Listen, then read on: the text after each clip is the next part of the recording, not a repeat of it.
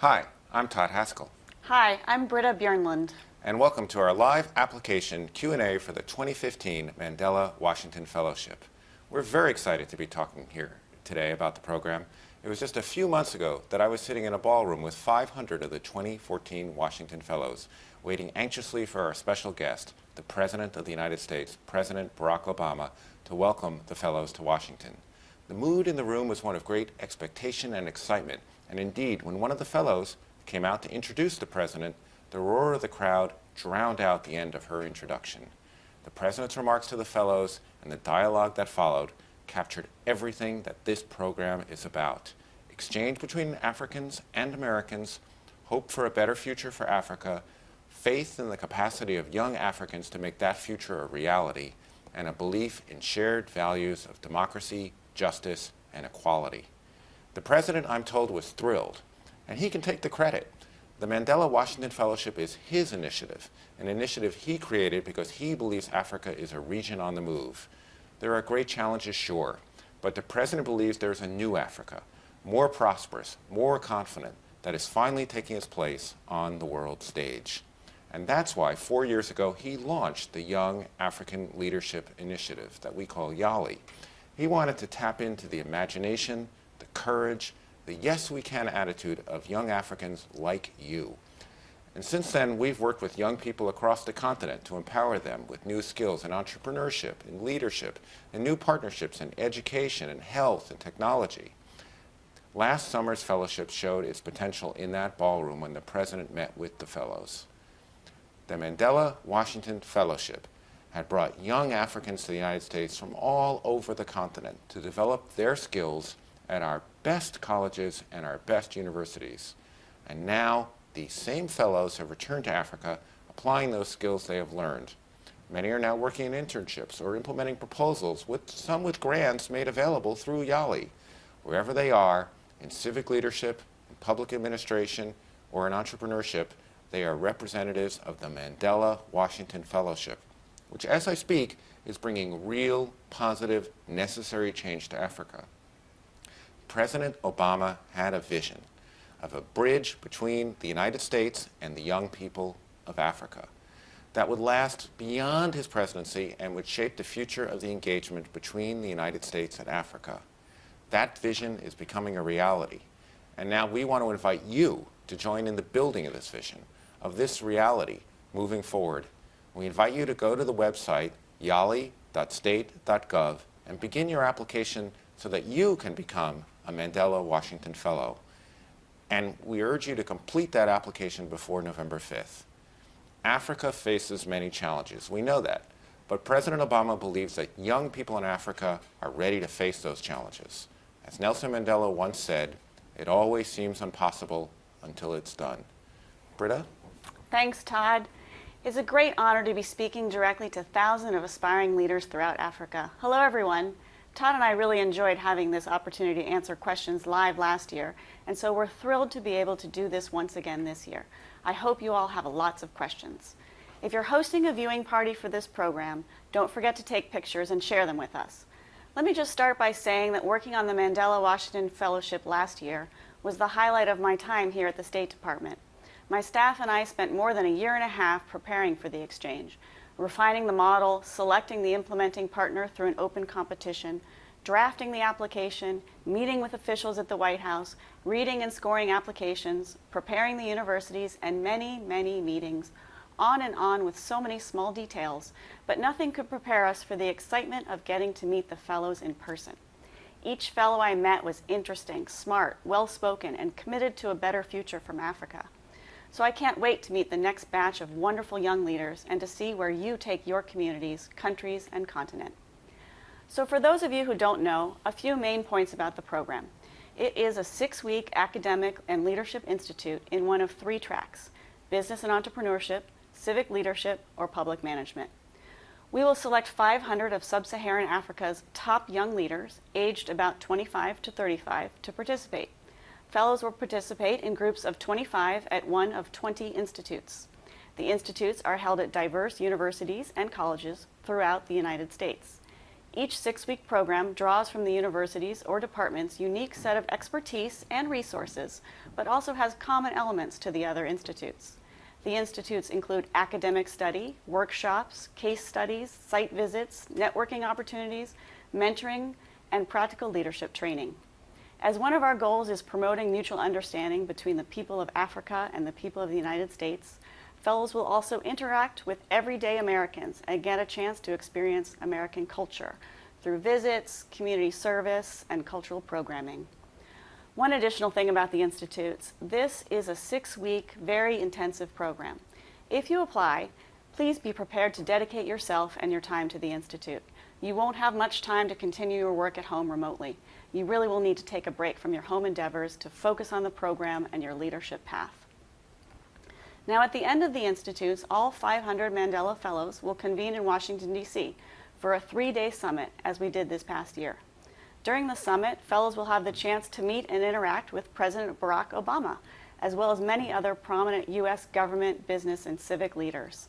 The 2014 summit really was a highlight of the program, and with the feedback from last year's cohort, the 2015 program should be even more dynamic. After the summit, up to 100 fellows will remain in the United States for an additional 6 to 8 weeks after their academic institute to participate in internships in the public, private, and nonprofit sectors with organizations throughout the United States. The internships are designed to be high-level professional development opportunities that relate to fellows' professional experiences. Then fellows return home, where they will have access to additional programming, including leadership centers, mentoring, community service activities, and internships in Africa. Now for a few tips on the applications. Last year, we received over 49,000 applications for 500 slots. So yes, it is very competitive, but that doesn't mean it isn't possible. The application includes several components. First and foremost, be honest. Second of all, don't be humble. This year, the application includes 6 short answers or essay questions. My tip is to write clearly and concisely. Answer the question as specifically as possible. Give us ideas about things that speak to you personally. Don't give a broad answer about a general topic. We are trying to learn more about you, your interests, your work, and your future. The application deadline is November 5th. Don't forget to get them in by the 5th. We have no exceptions after that date.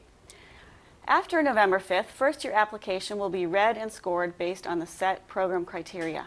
If you make the semifinalist round, you'll be called in for an interview in your country, probably in January or February of next year. Finalists will be notified in late March. Now, it really is an open competition, so we invite you to apply. Now it's time to take some questions. Don't forget to ask your questions in the chat space on this page and on Twitter using hashtag YALI2015. Okay, I'm going to start by reading the question, and then I'll give you my answer. Can someone apply without sitting for the TOEFL exam, but if they have a good understanding of English? Yes, the TOEFL exam scores are not required. Proficiency and fluency in English is required, but you do not need to have scores. So if you feel that you speak pretty good English but haven't taken the exam, please go ahead and apply. If you make it to the semifinalist round and you go into an office at the embassy or somewhere else in your country, the staff there will, of course, be having the interview in English, and we'll get to have a little bit of a feel for whether you actually can speak English or not. But TOEFL scores are not required. Todd? Thanks, Britta. Question for me here. It says, which criteria is used to select the best applicants? You know, criteria sort of breaks down into 2 groups. First of all, there's criteria to apply. And you can get a lot of the answers to some of these questions at our website, YALI.state.gov. But essentially, the basic criteria people need to apply is they have to be in the right age range, which is ages 25 to 35, although we will accept younger applicants in very special cases. We're looking for people who speak English. We're looking for citizens of Africa who are living in Africa at the time. But when we make the selection, as Britta was pointing out, we do receive a lot of applications for this program. We're really looking for leaders, folks who are going to make a difference in the future of Africa. So we're looking for people with an established track record of leadership, of making positive change in Africa, and people with a vision for the future. And as Britta was saying, the essays and the applications that you submit are very important because we want to see people who've had a track record of making change and are looking forward to making change as we move forward. Okay, here's another question. Can we submit several applications? Will that improve our chances? Are there any penalties for applying multiple times? You cannot submit several applications, and it will not improve your chances. I believe that if you submit several applications, your first application will be the one that is considered, your actual application, and all the subsequent applications would be tossed out. So there really is no advantage for submitting more than one application. And here's a question for me. Will this initiative continue after President Obama leaves office? That's certainly the intention. And one thing that I have found in my time working in the State Department is that U.S. policy towards Africa is remarkably bipartisan. Democrats and Republicans, the two major parties in the United States, will argue about a lot of things, but there is an extraordinary unanimity about our policy towards Africa. We've seen that with the African Growth and Opportunity Act, an act where the United States has significantly lowered tariff barriers for countries in Africa, and that began during the Clinton administration, continued during the Bush administration, continues today. Similarly, with the President's emergency plan for AIDS relief, a substantial commitment to confront the HIV/AIDS crisis on the continent, which began during the Bush administration and has continued during the Obama administration. And President Obama certainly looks like, as YALI, as his legacy for Africa. And I can tell you that there is substantial support throughout Congress and throughout the government for the program. Britta? Okay, here's a question for me.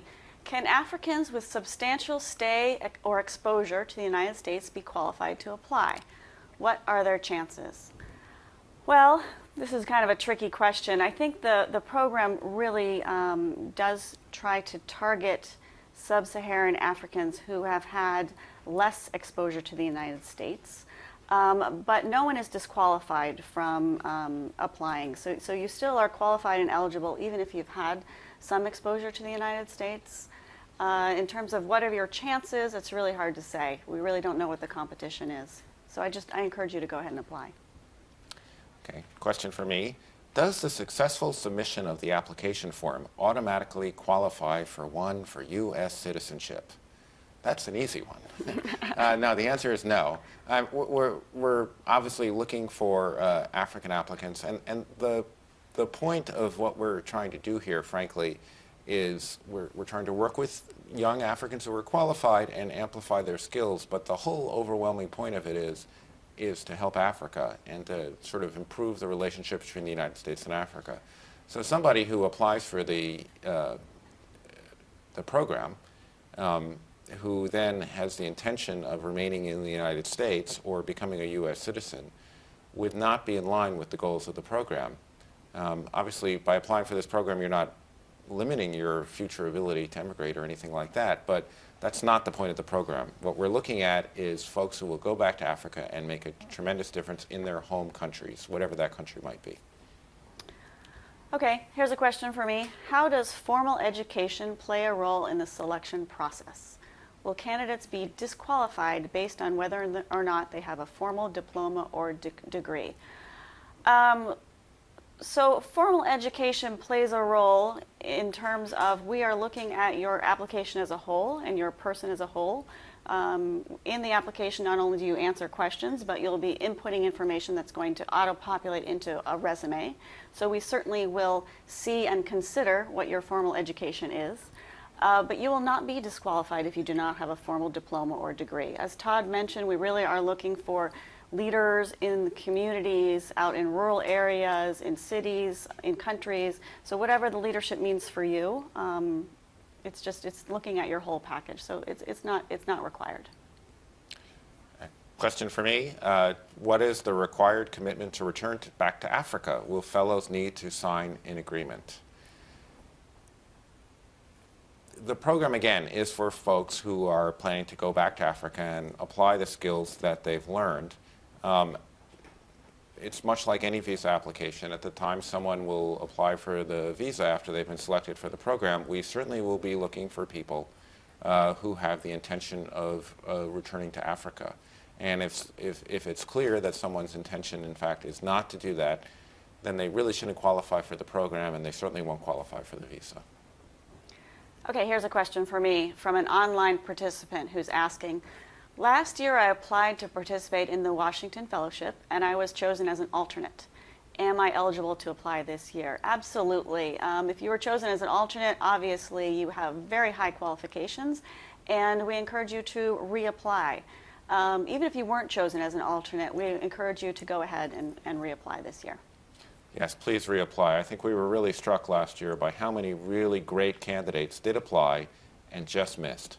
And we are really looking for a lot of those people to apply again. Here's a question for me. Do I have to be rich or wealthy to apply and be selected as a fellow? No. To be honest, I think Britta and I can both give numerous examples of fellows we met who were from very modest backgrounds, and we welcome that. In fact, we are looking for the best folks, no matter what their religion, no matter what their gender, no matter what their socioeconomic standing, race, creed. We're looking for a diverse group of applicants, but certainly this application is not limited to the privileged. Okay, here's a question for me. What are the plans to ensure that young persons with disabilities are equally represented in the 2015 fellowship cohort? Well, all of our exchange programs here at the State Department really embrace diversity in every aspect of that word. And so we definitely try to include people with disabilities in our programs. I think last year in 2014, we're really pleased to have something like 4% of our participants were people who had self-identified as having disabilities. We made all kinds of accommodations to make sure that they could participate as easily as any other participant. And I think that the fellows who had disabilities were really quite pleased with the program, and it was really neat to see that they participated and that they really gained a lot of confidence and a lot of leadership training and ideas that they will take back to their endeavors, whatever they are in their countries in Africa. So we definitely are hoping to have fellows with disabilities in the 2015 cohort. So we encourage you to apply. And you can, the application does ask you if you have a disability, so it doesn't affect your chances negatively in any way. So we encourage you to go ahead and check that box so that we can have a look at you. Thank you. Here's a question. If I do not have a passport when I apply for the fellowship, will it affect my chances for selection? No, it will not. We understand that lots of people don't have passports, and when they apply, that's not an issue. Now, of course, if somebody is selected, they will have to get a passport in order to travel and participate in the program. But we're trying to work in enough time that people will be able to complete the travel formalities, getting passports, getting visas, so that we can make sure that they can participate in the program if they are indeed selected.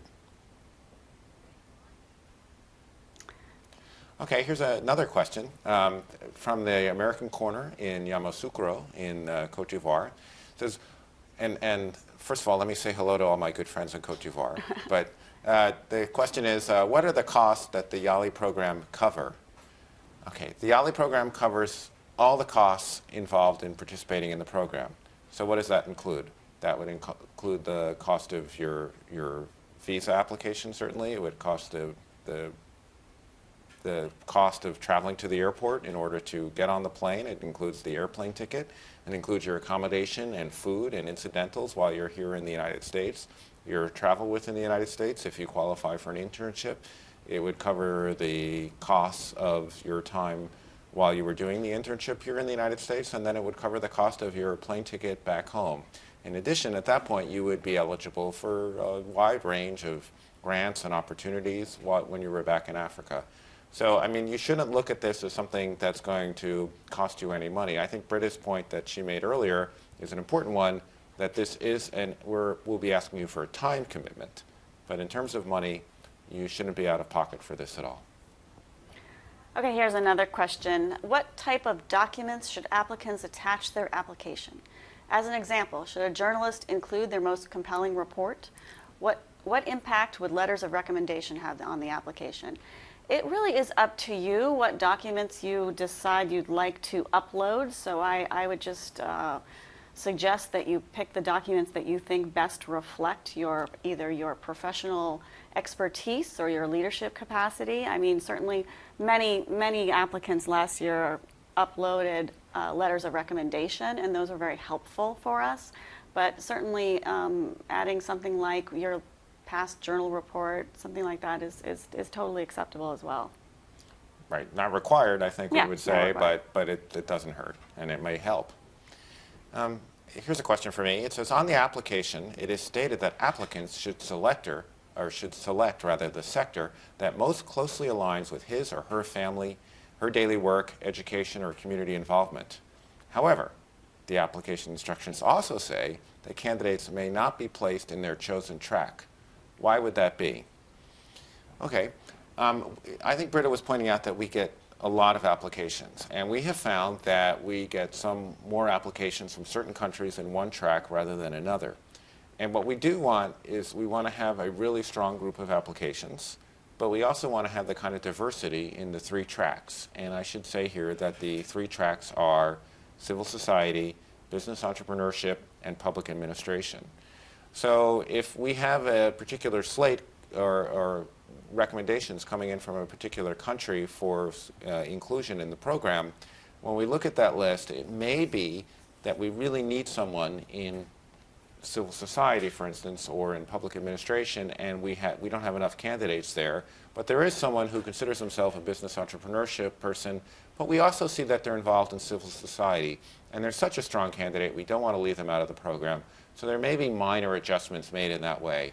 I think that's going to really be the exception rather than the rule, that the track that you identify as the track for yourself, in the overwhelming majority of the cases, 99% I think, are going to be where the successful applicant ends up. But nonetheless, there may be incidents where we take a different approach. But really, I think that's the exception rather than the rule. Here's another question. It says, what kind of opportunities exist when participants return back to Africa, back home to Africa after the program? I think this is really important, and I want to take a little bit of time in answering this question, because I think we've had exchange programs in the past, and some people in the audience might have participated in programs. And generally, the focus has been on the program itself while it's ongoing here in the United States. And certainly, I think the Mandela Washington Fellowship pays a lot of importance to the time here in the United States. Again, there are these excellent programs at universities and colleges around the United States. There is the Presidential Summit, where folks get a chance, frankly, to ask President Obama what's on their mind.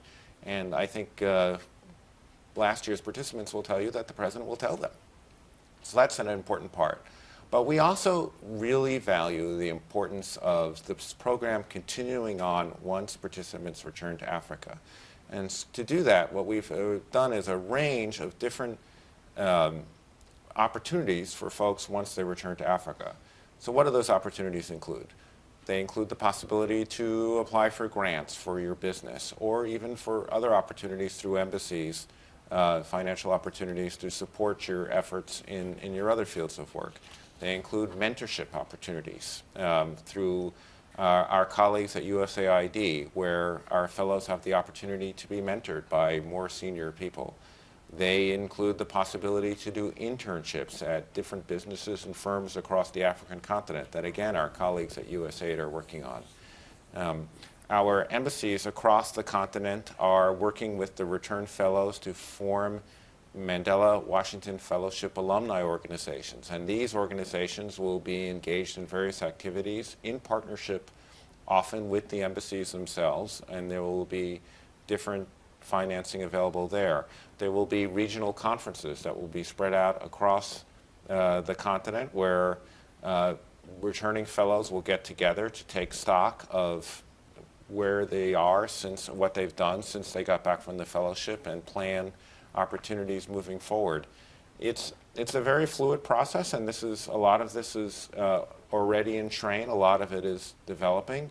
I think we've been very heartened to see with the Ebola crisis, for instance, in parts of West Africa, the way that the YALI fellows in the affected countries have stepped up and played a leading role in organizing the response there. And certainly our embassies across the continent have a commitment to work with the fellows in making this a reality. So I'm really glad this question was asked, because I think this is one thing that really makes the Mandela Washington Fellowship so important. It isn't just the time in the United States. As important as that is as laying a groundwork, but this is the beginning of a relationship that we hope will continue to exist moving forward in the years ahead. As the Mandela Washington Fellowship alumni cohort begins to grow. We're very excited about that possibility, and we're very interested that this will largely shape the future engagement between the United States and the people of Africa. And I see there's another question for me here, so let me take it. Please. It's for me. It says, will applicants from West African countries currently being affected by Ebola be considered for the fellowship? And the answer to that question is an emphatic yes. We're very committed to maintaining our engagement with West Africa. Now, we're also very concerned about what's going on, and President Obama has made it a very strong commitment on his part that the people of West Africa are not alone in this fight, that we stand with them, that we are doing what we can to mobilize the international community to take action on this, to meet this problem. I mean, I know that people talk about the Ebola problem in West Africa, but it's not a problem alone for West Africa. It's for the world. I think that the President has recognized that together we have to work together to meet this need. And we are committed that our exchange with West Africa and with Africa go forward. I can't predict the future. There's a lot of things that can happen between now and then, but we are committed to making this program go forward. And as I speak, there are exchange visitors from West Africa in the United States now, and we certainly don't plan, and we certainly hope that that doesn't change. Britta? Thanks, Todd.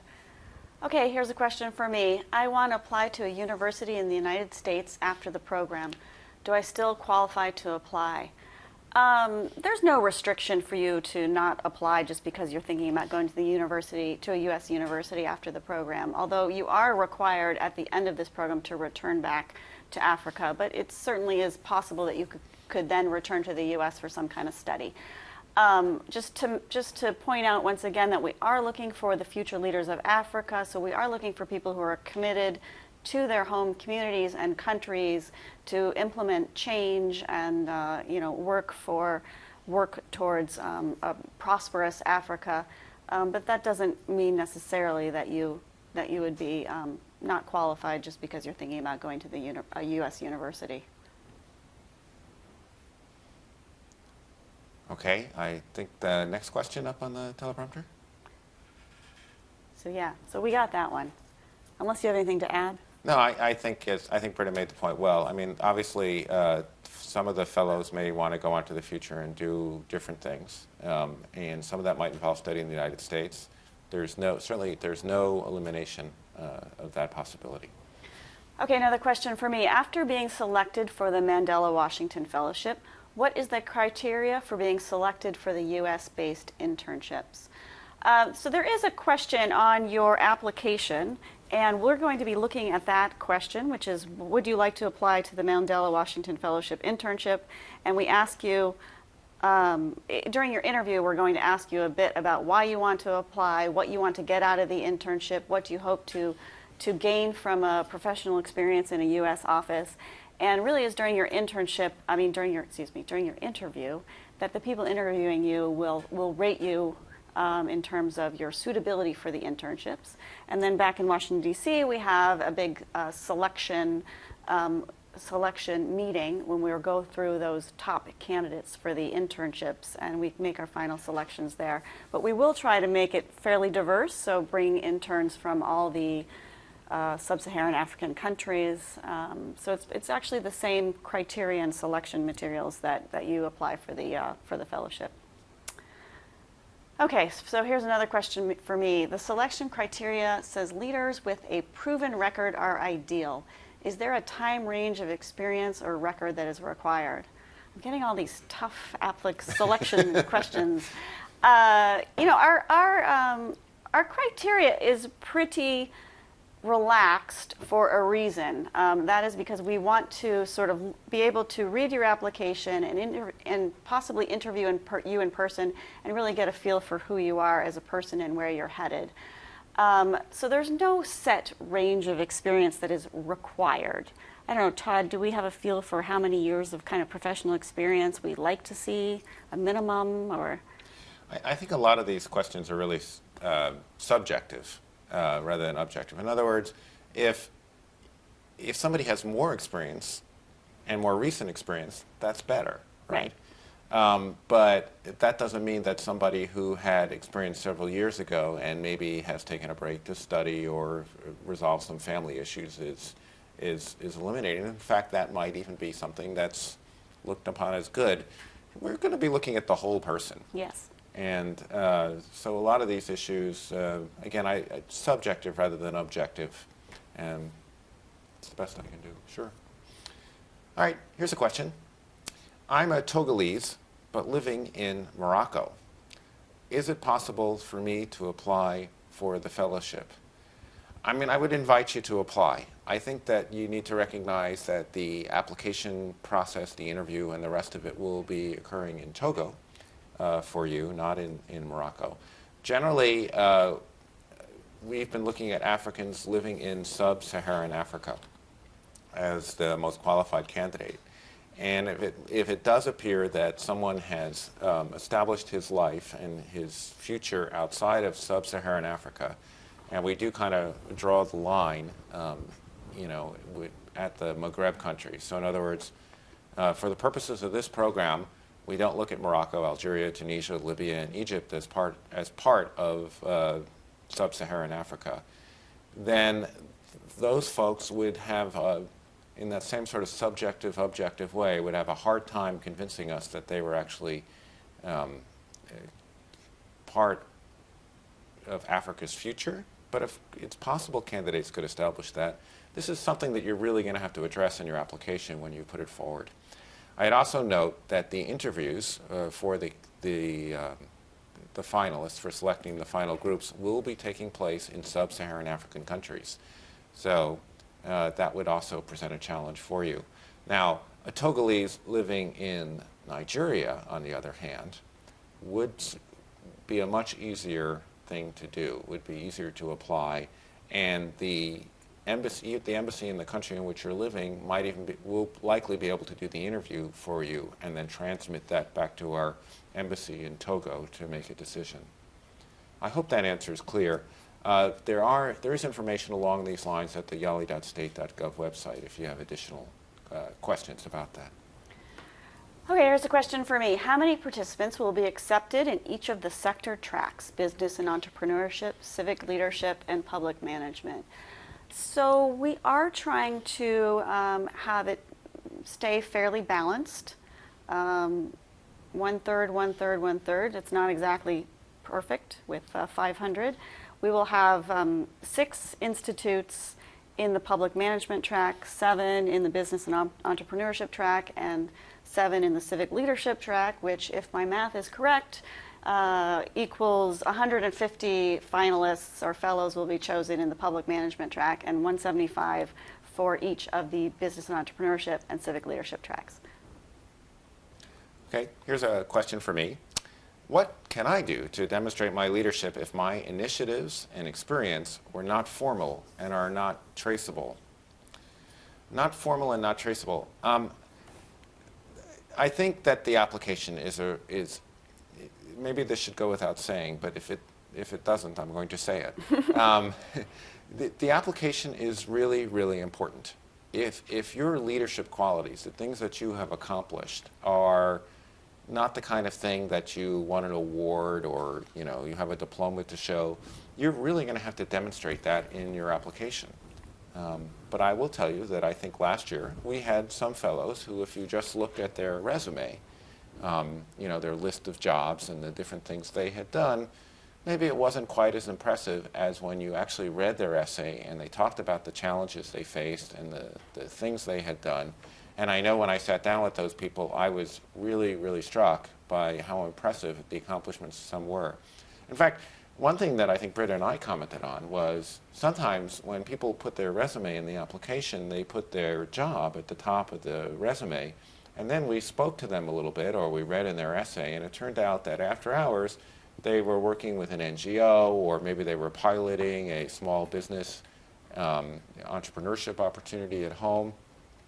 And really looking at their resume, and maybe what's completely traceable and obvious looking at their resume, was not even the most important thing about the person, that they had this whole other side to them.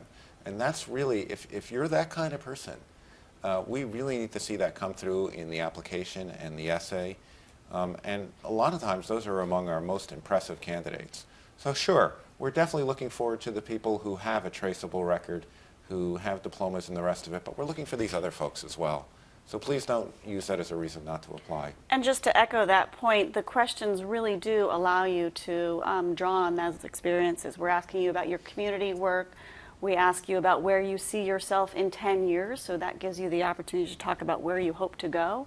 And we ask you about your most significant professional accomplishment or an innovative idea. So even if you don't have some of this background, you do have the opportunity, I think, to really demonstrate what makes you special and unique.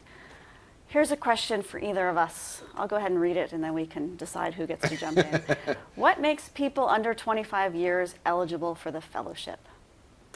Well, I can tell you technically that the system will allow you to apply if you're at least 21 at the time of the deadline. So that means people between the ages of 21 and 25 are eligible to apply. And we saw some really outstanding fellows last year in 2014 that were only 21 or 22. So what makes you eligible for the fellowship? Something outstanding, I think, something that we've talked about all along. You know, really what makes you a leader in your community or your organization or your country. I don't know, you want to add anything? Well, I think we just saw a teenager win the Nobel Prize for Peace. Now, we're not as open-minded as the Nobel people because we're not letting teenagers apply, but the problem is, right, is when you're 21, when I was 21, I hadn't really done much yet, and it would have been hard for me to demonstrate something. But there are actually folks out there who've done a great deal. So it's probably a little bit of a harder climb for folks like that, but we welcome their applications. They will receive the same consideration that older applicants do, but of course they probably face a little bit of a hurdle that they haven't had the time in their lives to have the proven record of leadership that we're looking for. Here's a question for me. What are the impact of the program for the development of Africa? It's a great question. You know, President Obama has talked about this program at length, and you know, the United States is very committed to the development of Africa.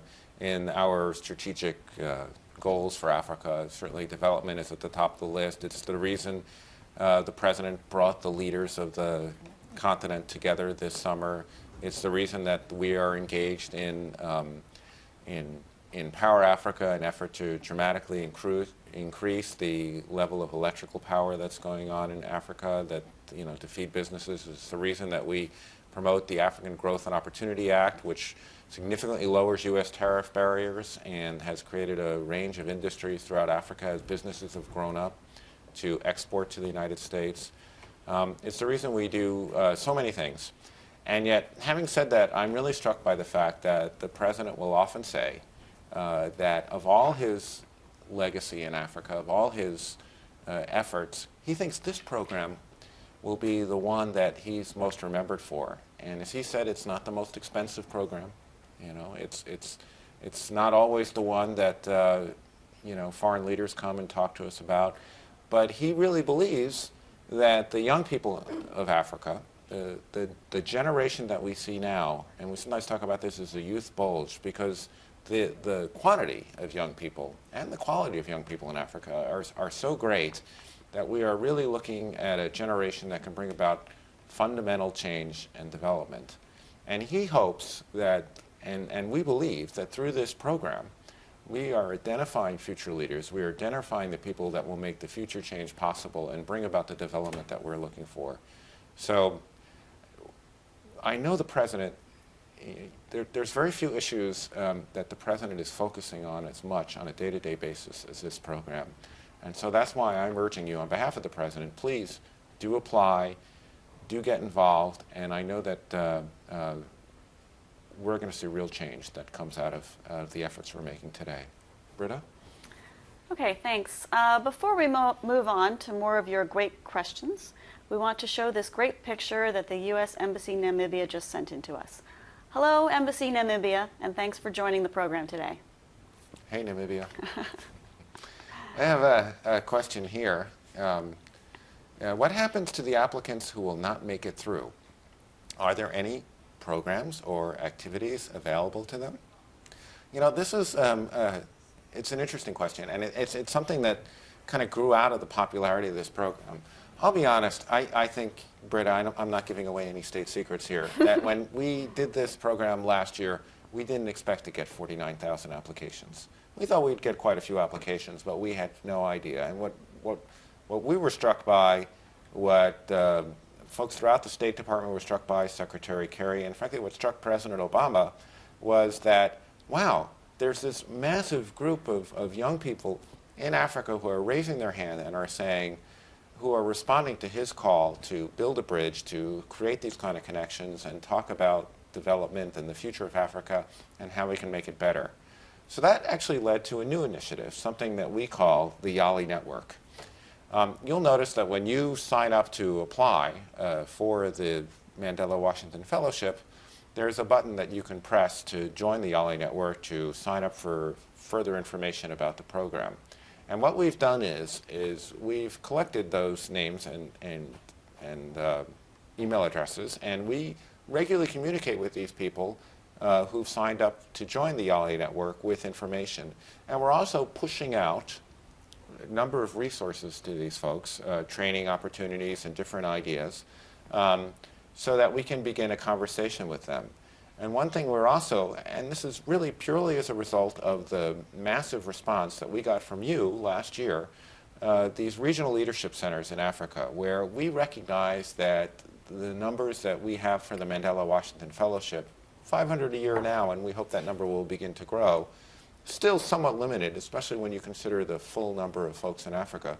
So these regional leadership centers that we are working with African partners to establish in different countries on the continent will provide the kind of training opportunities for members of the YALI network to people who apply for the program and don't necessarily make it. So, I mean, stay tuned. We're working on making concrete these programs that are moving forward, but there are just a whole range of resources. So I would urge you, when you fill out your application, do sign up for the YALI network. We're looking forward to working with people in the YALI network moving forward. And we hope, actually, I know Britta and I hope, that a lot of the fellows that we get this year will come from the YALI, people who joined the YALI network last year and who are joining the YALI network even now. And of course, there are other exchange opportunities too for fellows, for applicants from Africa. So we know that many of our applicants who applied then were chosen for other programs in the United States. So that is a possibility. I know a lot of you are sitting here watching this in either U.S. Embassy libraries or American Spaces, or maybe you're watching it with representatives from your embassy. Please go up and talk to them about the kind of programs that we have after Britta and I are done, of course. Go up and talk to them about this, and they should be able to talk to you about the possibilities. They may not be things that are available tomorrow, but they're things that are available soon, and we hope will become an important part of the relationship we have with members of the YALI network. Okay, here's another question. Can a fellow return to their home country and do an internship with a U.S. agency there? Sure. I'm not sure I fully understand the question, but once you return to your home country, of course you can do an internship with a U.S. agency. It may or may not be part of the Fellows program. The Mandela Washington Fellowship does include internships that take place in sub-Saharan Africa. If you're talking about one of the internships that's part of the up to 100 that will take part in internships in the United States, those take part here in the United States, but there certainly are opportunities to have internships in Africa as well. Okay, here's a great question. What is the mission of YALI? I think when the president founded this, actually 4 years ago, but then he's revisited this on several occasions. He talked about tapping into the imagination and the courage of young Africans, of building a bridge between the United States and the young people of Africa, of developing the skills that these folks had, and beginning a conversation with them that will kind of shape our relationship moving forward. He wanted to make sure that we took advantage of the potential of young Africans and to build a better future for the continent. I think that's the amazing thing is when you look at U.S. goals in Africa, when you look at President Obama's goals, they're very similar to the goals I think that young Africans have for their future. They're very similar to the goals that Africans in general have for their countries. And I think that there's setbacks and there's challenges, but I think we're beginning to see a lot of that come true. I think the level of economic growth throughout Africa, the opportunities are really expanding quickly, and we look at YALI as sort of a key input into that to sort of bring about the better future that we know is possible. Okay, here's another question. For applications for the civic leadership track, is proven volunteerism required? I think the application gives you the opportunity in a few different places to talk about your volunteerism. There's a question that asks you the role that you play in your community, what interaction do you have with your community outside of your professional work.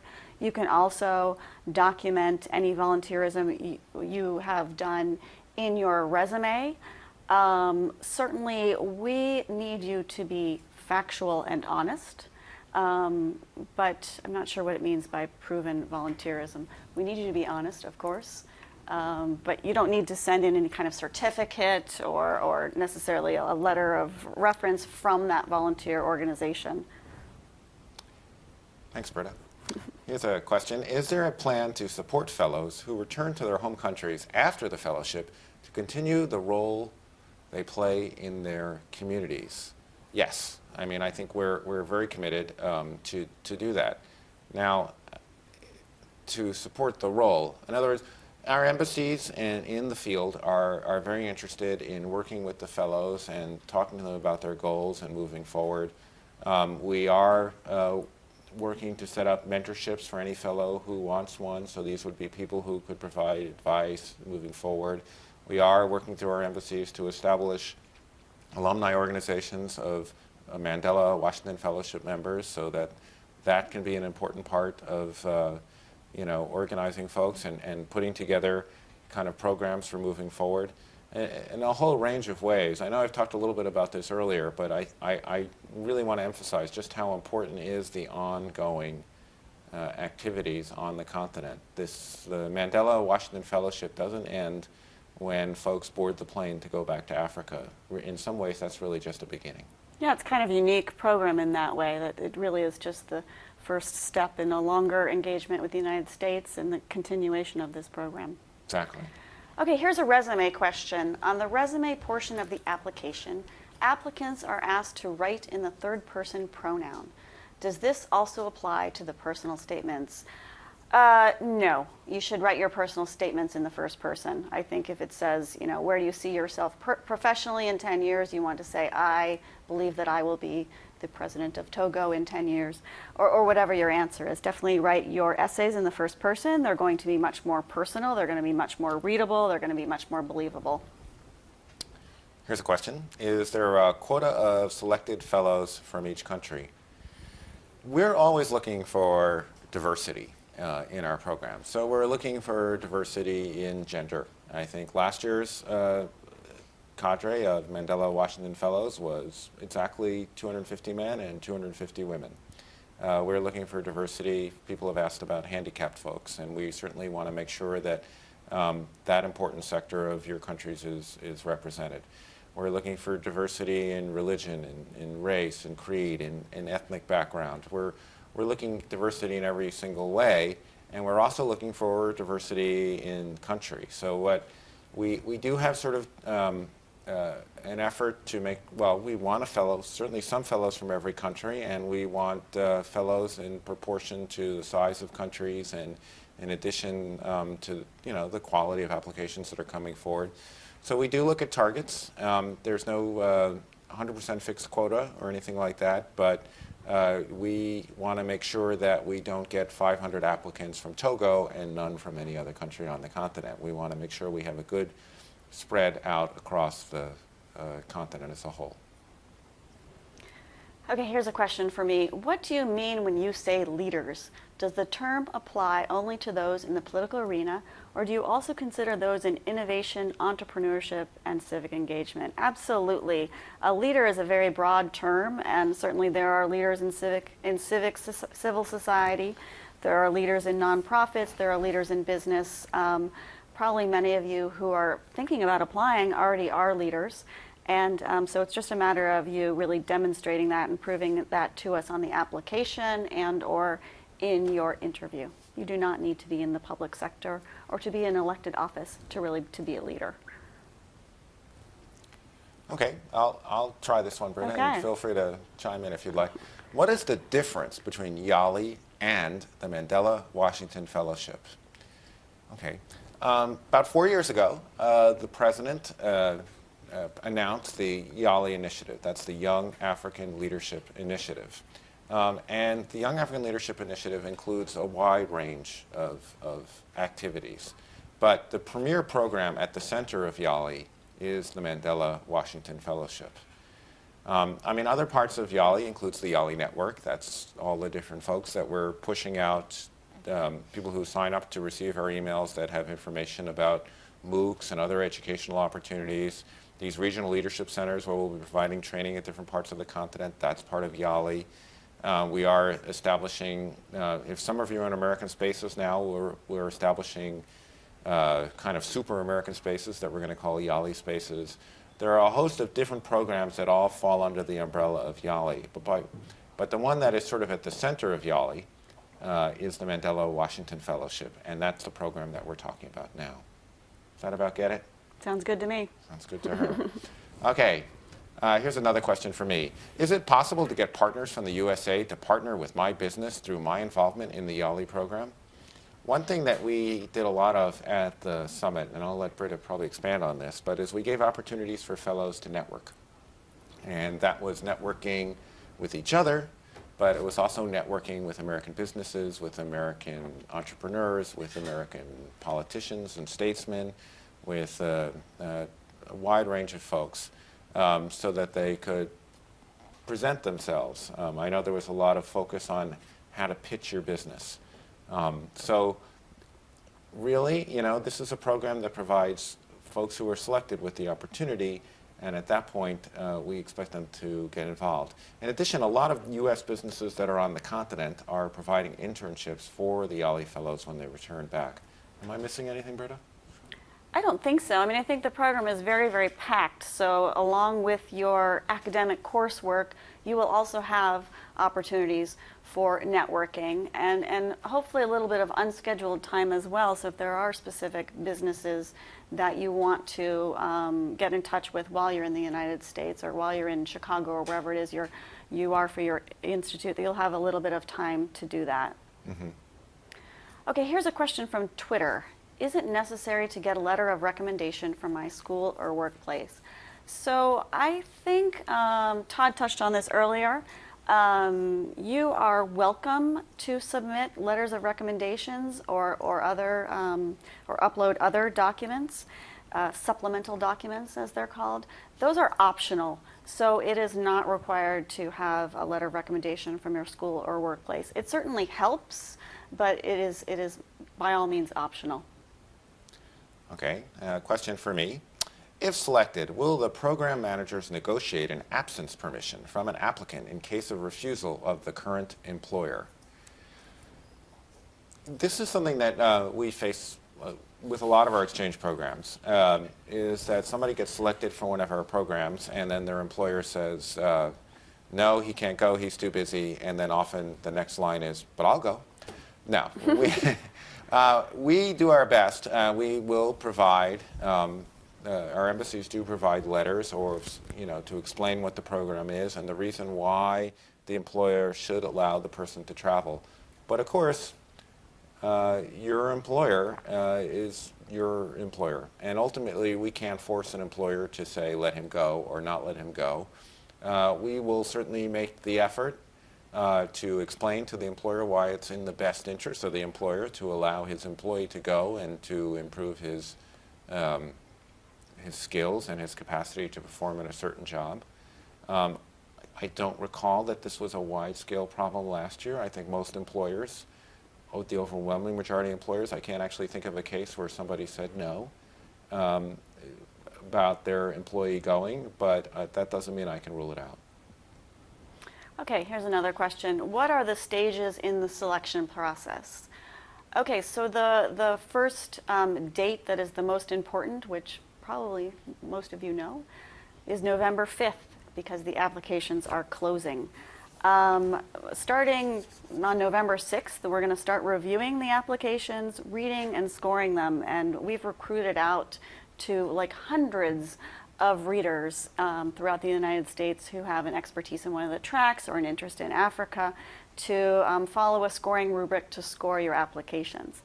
At the same time, our colleagues in the embassies and consulates around sub-Saharan Africa are going to be reviewing your applications.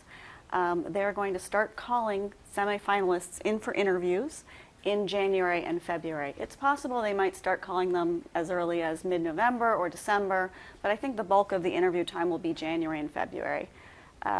If you are chosen as a fellow, you will find out sometime around late March. And of course, it is an option if you can't get away from your job or there's something in your life that makes it for you unable to attend. Of course, you can turn down the fellowship, and that's always a good news for people who are on the alternate list. So you'll find out if you're a fellow or an alternate in late March. And IREX, who is our implementing partner, our NGO that helps us in this program, will notify all the unsuccessful candidates by the end of March. And at that time, you can start getting your paperwork together, your passports and so on, and getting your documents ready to apply for your visa. And you would come to the U.S. in mid-June and start the fellowship. So that's the selection process. Did I miss anything, Todd? Well, the only wrinkle I would add is there obviously are events going on in certain countries, like there might be elections, different things that are happening, which our embassies will probably not try to avoid scheduling. You alluded to this, the interviews or selection process during that period. So don't be surprised. In some countries you may get a phone call earlier about an interview than January or February. But I think that's pretty much the standard one. In certain countries, the application process may move more quickly. It certainly will not move more slowly than that. You will be able to know by early March whether or not you are a finalist for the program. Actually, it's mid to late March. Mid to late Yes. March. Mid to late March. Don't get them too excited too soon. Yes, okay. The only other change that we've made from last year is that you will find out that you are a finalist, that you've selected for the fellowship first, and then you can start working on your paperwork, and then in a week or two we will let you know exactly which institute you are placed at. And you don't have any ability to choose which university or college you're going to.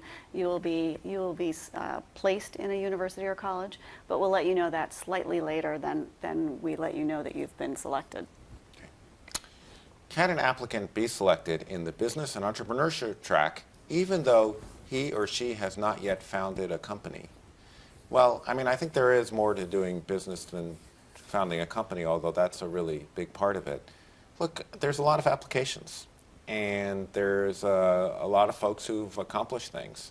And I'm really encouraging, if you think you have, I'm encouraging people to apply. We'd like lots of folks to apply. But if, I don't want to take this question too far, but if you haven't had much experience in business, think about how your application will stand up against somebody who has. There is other kinds of experience in business, but I think that's an important criteria to keep in mind. Okay, here's a question. Why are applicants asked how long it has taken us to complete the application? Will this have an impact on our potential selection? No, that will not have any impact on your potential selection. It's just a question for us that allows us to get a feel for how difficult or how easy the application is, and that will help us to redesign the application in future years to kind of get a feel for how long it took applicants to really fill it out. But it has no bearing on your selection. Yeah, I mean, I know when you fill out an application like this, there's sometimes a tendency to think a lot of the questions are criteria, and actually a lot of the questions sometimes are just helping us to make sure that it works better in the future. So that's something to keep in mind. Here's a question for me. Are people with degrees from the United States or Europe favored during the selection? They're not favored. They're not eliminated either. We are looking at all applicants and interested in that. Having said that, if we're looking at somebody who's already had a lot of experience in the United States, particularly in an academic environment like this program is providing, we do scratch our head a little bit and think, what kind of value added are we really giving by this person participating in the program? So I can tell you last year we did have some people who had degrees from the United States participate in the program. But I think that it is definitely not something that counts in your favor and may work against you. But nonetheless, we have open minds, and it will really depend on what the other applications look like. Todd, we are running out of time, but we have time for one last question.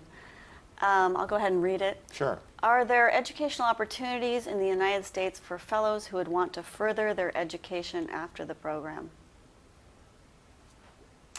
Do you mean as part of, well, a number of things, I think, and you can chime in. Immediately after the program, no. I mean, no, you go back to Africa and work on sort of apply the skills that you've had. Now, down the road, life is long. And, you know, a year or two down the future, people may suddenly come across an educational opportunity and want to go back and study. But in the immediate aftermath, we are looking for folks who are going to be heading back and looking to begin their lives and start again. I mean, I guess it's safe to say that this program is not a feeder program into any kind of master's program or you know, workforce in the United States. We are absolutely looking for leaders who are going to go back and you know, make changes or follow their own leadership path. But as Todd mentioned, for some of you that may include further study in the United States. Probably for the majority of you it won't, but it certainly is a possibility. Well, I mean, I'm afraid we're out of time for today. Thanks for all the great questions, really. This has been great. And don't forget to join us on Thursday, October 30th, for a second web chat. And for that web chat, we're going to be featuring a 2014 Mandela Fellow, somebody who could tell you exactly what this experience is like. And someone who watched this web chat last year and it inspired him to apply. So it'll be interesting to hear his viewpoint. Maybe next year you'll be doing a web chat. We want to thank you so much for your wonderful and active participation.